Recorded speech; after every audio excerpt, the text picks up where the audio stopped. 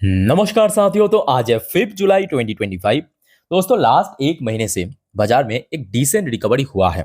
हाल फिलहाल पे थोड़ा सा बोल सकते हो कि टैरिफ डेडलाइन को लेके मार्केट थोड़ा सा कंफ्यूजिंग मोड में है कि क्या होगा नहीं होगा, थोड़ा सा कंसोलिडेशन चल रहा है। बट लास्ट एक महीनों पे चाहे निफ्टी 50 की बात करें या ज़्यादातर सेक्टर्स की बात करें, एक ठीक ठाक रिकवरी हमें देखने को मिला।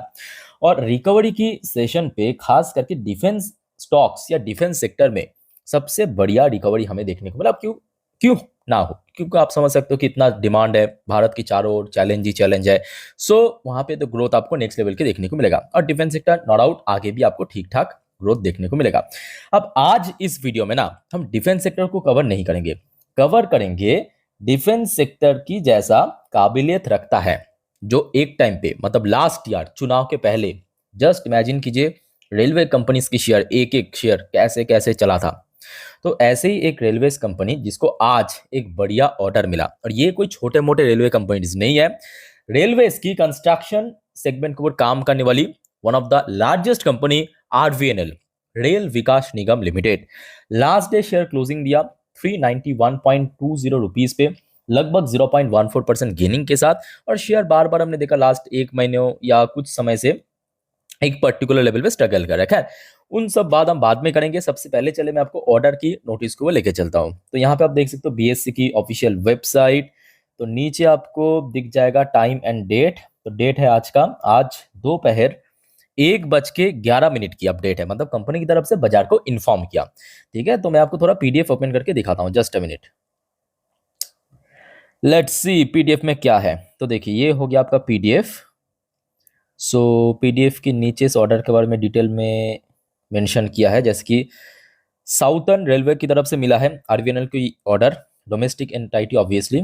अच्छा, क्या करना पड़ेगा पहले आप देखिए, कुछ टेक्निकल लैंग्वेज भी है यहाँ पे आप, ठीक है, थोड़ा सा रफली समझ लीजिए। Upgradation work of electric traction system from 1/25 kV to 2/25 kV traction system for सेलिन जंक्शन, कुछ तो वहाँ पे मतलब स्टेशन की नाम है, वहाँ पे मेनली काम करना पड़ेगा जो कंपनी अक्सर करता है। ठीक है। अच्छा, इस कॉन्ट्रैक्ट को कंप्लीट करने के लिए कंपनी को मिला है 2 साल या 24 महीना। अच्छा, अब आ जाता है मोस्ट इंपॉर्टेंटली कितने करोड़ की ऑर्डर। सो यहाँ पे आप देख सकते हो फुल फिगर में है, मतलब करोड़ लैक्स में मेंशन नहीं किया। मैं आपको थोड़ा सा सेपरेट करके समझा देता हूँ। तो ये जो टोटल ऑर्डर कंपनी को मिला है, इसकी कुल कीमत लगभग 143 करोड़ 37 लाख 87 हजार 127, ठीक है, करोड़ की ये टोटल ऑर्डर कंपनी को मिला है। सो आरवीएनएल की इन जनरल जितना ऑर्डर मिलता है उस हिसाब से ही है। ठीक है, मतलब लगभग अगर हम एवरेज बात करें 150-200 करोड़ की रेंज में कंपनी को ऑर्डर मिलता है। तो ये भी बहुत बड़े ऑर्डर भी नहीं मिला, एकदम छोटे ऑर्डर भी नहीं मिला, एक डिसेंट एक रेगुलर ऑर्डर कंपनी को मिला है 143 करोड़ की। लेट्स सी कि अब क्या होता है कि नेक्स्ट डे। अब देखिए बाजार यहाँ पे बहुत सारे की फैक्टर काम करेगा, याद रखना।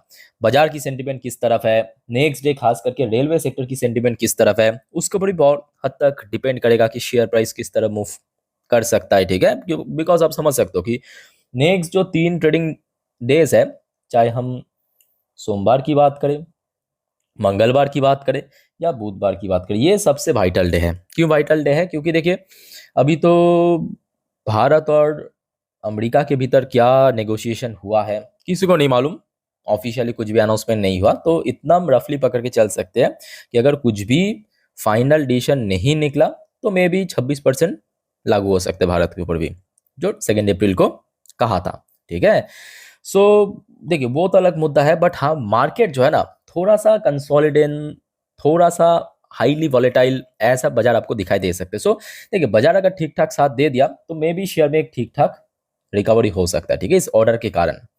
अच्छा, उसके साथ साथ दोस्तों कंपनी के बारे में थोड़ा सा मैं आपको डिटेल में कुछ इंपॉर्टेंट पॉइंट्स यहाँ पे एक्सप्लेन कर देता हूँ। देखिए कंपनी की बिजनेस जो है एकदम सिंपल है।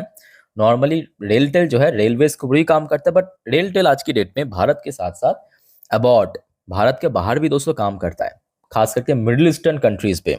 ओके, सऊदी हो गया, ईरान हो गया, वहाँ पे भी कंपनी काम करता है अच्छे से।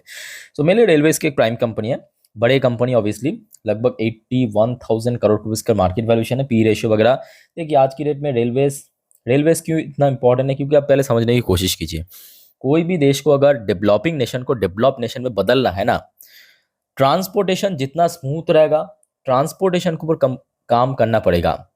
और रेलवेज की बात करें, वो ट्रांसपोर्टेशन की बैकबोन माना जाता है। और खास करके भारत में जो इतना ज़्यादा पॉपुलेशन है, जनसंख्या इतना ज़्यादा है, ठीक है। सो यहाँ पे मैं कहूँगा इतना डिमांड है, तो पी रेशियो ठीक ठाक है मेरे हिसाब से। आरओसी आरओई ठीक है, 14 के आसपास, 10 रुपये फेस वैल्यू शेयर, सरकारी कंपनी है तो कभी कभी कंपनी डिविडेंड दे देता है। अच्छा, कंपनी की परफॉर्मेंस, ये बात भी सही है कि लास्ट 1 साल पे थोड़ा सा चिंताजनक रहा, निराशाजनक आप जिसको कह सकते हो। फॉर एग्जाम्पल, जैसे कि देखिए कंपनी इसके पहले जो ग्रोथ रेट तो काफ़ी बढ़िया था, लास्ट 4-5 साल 6 साल तो बहुत बढ़िया था। जैसे कि ये देखिए 750 करोड़ की ये ओवरऑल फाइनेंशियल ईयर की प्रॉफिट, फिर देखिए 992 करोड़, 1100 करोड़, 1300 करोड़, 1500 करोड़ क्रॉस कर गया आपके फाइनेंशियल ईयर 24 में। अनफॉर्चुनेटली फाइनेंशियल ईयर 25 में लास्ट 2 साल की कम निकला, मतलब फाइनेंशियल ईयर 24 के हिसाब से भी कम हुआ, फाइनेंशियल ईयर 23 के अकॉर्डिंग भी कम हुआ, ठीक है। सो कंपनी की परफॉर्मेंस जो है लास्ट 1 साल काफ़ी निराशाजनक रहने के कारण, एक तो आरबीएनएल की शेयर की जो पी रेशियो वो थोड़ा सा बढ़ गया, और उसके साथ साथ शेयर में भी ऐसा कोई बहुत स्ट्रॉन्ग रिकवरी हमें देखने को नहीं मिला। उसके पहले तक कंपनी ने बहुत अच्छा रिटर्न भी दिया था, इवन कंपनी की काम भी अच्छा था। अच्छा, उसके साथ साथ थोड़ा शेयर होल्डिंग पैटर्न आप देख लीजिए, जैसे कि कंपनी की प्रोमोटर मतलब खुद प्रेसिडेंट ऑफ इंडिया है, उनका स्टेक लगभग काफ़ी महीनों से सेम ही है। अच्छा, एफआईएस की स्टेक जो है लास्ट 1 साल से थोड़ा इंक्रीज हुआ है, ये बात भी सही है। एफआईएस की स्टेक अगर आप लास्ट ईयर देखेंगे 3.13% था, फिर थोड़ा सा इंक्रीज हुआ सितंबर क्वार्टर लास्ट ईयर पे। उसके बाद से लेके last back to back 2 quarter में कोई ऐसा बहुत बड़ा चेंजेस देखने को नहीं मिला। ये मार्च क्वार्टर की अपडेट है, लेट्स सी कि इस बार क्या होता है। इवन डीएस की स्टेक भी लास्ट 1 साल से आप देखिए कोई बहुत बड़ा ह्यूमंगस चेंजेस देखने को नहीं मिला, बट पब्लिक की स्टेक काफी हद तक रिड्यूस हुआ है। 1 साल की अगर हम बात करें 17.25% की स्टेक था, अभी अगर आप देखेंगे 15.87% की स्टेक रह चुका है ना, लगभग 1.5% के आसपास पब्लिक ने सेल किया। अच्छा, इसके साथ साथ एक और इंपॉर्टेंट पॉइंट आप देख लीजिए, कोई भी कंपनी के लिए देखो उसका जो डेट का स्ट्रक्चर वो भी काफी इंपॉर्टेंट है। तो कंपनी देखिए एक्चुअल में कोई डेट फ्री कंपनी नहीं है, कर्जा तो है अब, क्योंकि देखिए सरकारी कंपनियां तो उतना ज्यादा फर्क नहीं पड़ता, ठीक है। 6004 करोड़ की डेट है कंपनी के ऊपर। अच्छा, कंपनी के कैश, ये बात भी सही है कि कंपनी के हाथ में जो कैश, इसके पहले कैश रिजर्व था वो काफी इंक्रीज भी हुआ। पहले तो हमने देखा था कितना, मुझे जितना याद आ रहा है लास्ट ईयर में 800,000 करोड़ के आसपास था, बट अभी जो कैश रिजर्व है वो बढ़ते बढ़ते ऑलमोस्ट 3,000 करोड़ के नजदीक पहुंच चुका है। तो कंपनी कैश के मामले में बहुत अच्छा काम किया, और डेट भी धीरे धीरे करके रिड्यूस कर रहा है। सरकारी कंपनी तो उतना फर्क नहीं पड़ता। अच्छा, लास्ट डे की बात करें, लगभग 29 लाख के ऊपर शेयर ट्रेड हुआ। डिलीवरेबल परसेंटेज थोड़ा सा कम था, 26.11%। अच्छा, अब शेयर्स की अगर हम बात करें स्पेसिफिकली, अब बहुत ध्यान से सुनना और समझने की कोशिश करना। लास्ट 6 महीने पे या ईयर टिल डेट पे अगर हम बात करें आरबीएनएल की शेयर, अगर आप देखेंगे बीच बीच में काफी बार 400 की लेवल क्रॉस किया। जैसे कि इस साल एकदम शुरू में जनवरी 31 को देखिए शेयर निकल गया था, लगभग 480 तक शेयर पहुंच गया, फिर से वापस गिरावट। मार्च तो बहुत ही खराब महीना था मार्केट के लिए भी, है ना, फरवरी मार्च। तो मई के महीने पे हमने देखा था लगभग 430 के आसपास पहुंच गया था, फिर शुरू हुआ इजराइल और ईरान की जंग, फिर से नीचे आ गया। अभी लास्ट 5 ट्रेडिंग डेज से अगर हम बात करें या 1 महीने की बात करें, थोड़ा सा 400 के आसपास स्ट्रगल कर रहा है, ठीक है। तो एज पर चार्ट पैटर्न अगर आप देखेंगे, इमीडिएटली 400 को क्रॉस करके, मतलब रिक्लेम करके होल्ड करना सबसे वाइटल है, ये सबसे इंपॉर्टेंट है। अगर ऐसा कर पाया तो उसके बाद का जो रैली होगा वो तकरीबन 430 से लेके 440 तक पहुंचा सकता है, क्योंकि इसके पहले अगर आप देखेंगे लास्ट 6 महीने की चार्ट पर ना, देखिए लगभग 430 35 इसी रेंज के आसपास बार बार हडल फेस किया था जून के महीनों पे। ओके, सो लेट्स सी क्या होता है। अब देखिए सब कुछ डिपेंड करेगा आपके बहुत सारे global issues, tariff, trade deal, बाजार की सेंटिमेंट, उसके ऊपर भी। बट न्यूज़ क्योंकि काफ़ी बढ़िया है, तो एक उम्मीद तो रहता है कि शेयर में नेक्स्ट डे ठीक ठाक रिकवरी होने का, ठीक है।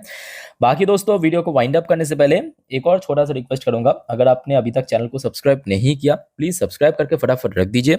और याद रखना दोस्तों, परसों सोमवार से बाजार फिर से ओपन होगा। सो नेक्स्ट डे मतलब कल रविवार को मैं आपको मार्केट के बारे में जितने भी इंपॉर्टेंट जानकारी, मतलब नेक्स्ट वीक पे जितने भी इंपॉर्टेंट इकोनॉमिकल डेटा आउट होगा भारत की, दुनिया भर की देशों की, या जितने भी इवेंट्स हैं, सबका अपडेट मैं आपको पाई टू पाई दे दूंगा, ठीक है। तो एक भी अपडेट मिस मत करना कल की डेट में, और आज भी बहुत सारे इंपॉर्टेंट टॉपिक के ऊपर आगे हम चर्चा करेंगे। सो मिलता है नेक्स्ट वीडियो में, तब तक ले टेक केयर, बाय बाय, जय हिंद।